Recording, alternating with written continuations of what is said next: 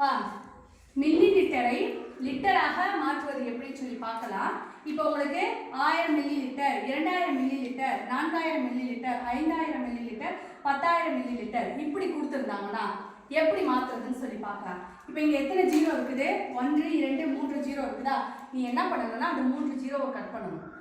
இப்போ நான் என்ன பண்ணுறேன், 1000 இருக்கா? இப்போ இந்த 3 ஜீரோவை கட் பண்ணால் என்ன இருக்கீங்க? அப்போ 1 லிட்டர். இந்த மில்லி லிட்டர் வந்து லிட்டரா, இந்த மில்லி லிட்டர் தான் லீன் போட்டிருக்கேன். அது லிட்டரா வரும்போது நீ லீன் தான் போடணும். சரியா? இப்போ பாருங்க, இப்போ இந்த 3 ஜீரோவை அடிச்சிட்டோம்னா அது 1 லிட்டர் கணக்கு செய்யறதுக்கு. சரியா? அடுத்து பாருங்க, 2000 மில்லி லிட்டர்ங்கிறப்ப எத்தனை லிட்டர்னு பார்க்குறப்ப அந்த 3 ஜீரோவை அடிங்க. அப்போ 2 லிட்டர். இப்போ இங்கே சொல்லுங்க, இங்க சொல்லுங்க 7 லிட்டர். அடுத்து இங்க 9 லிட்டர். இப்ப இங்க 10000 மில்லி லிட்டர் இருக்கும்போது 4 ஜீரோவை நீ அடிக்க கூடாது. அப்பயும் 3 ஜீரோ மட்டும் தான் நீ அடிக்கணும். அதை எப்பயுமே மைண்ட்ல வச்சுக்கோங்க. பாருங்க 1 2 3 இங்க அப்ப என்ன இருக்கு? 10.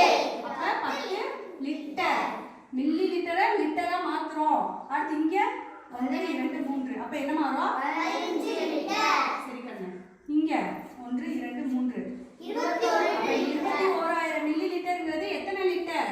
21 லிட்டர். ஏன்னா நீ கணக்கு செய்யும்போது இந்த பிழை எல்லாம் விடுவ. எப்படி உங்களுக்கு தெரியுமா? 1000 மில்லி லிட்டர் என்பது எத்தனை லிட்டர்னு கேட்டா நீ என்ன தெரியுமா பண்ணுவ? 10 லிட்டர்னு எழுதுவேன். நான் பார்த்துருக்கேன் எல்லா பேப்பர்லையுமே. அதனால நீ லிட்டரா கன்வெர்ட் பண்ணும்போது அந்த 3 ஜீரோவை மட்டும் அடிக்கணுங்கிறத மைண்ட்ல வச்சுக்கோ. இப்ப தொடக்க நிலையில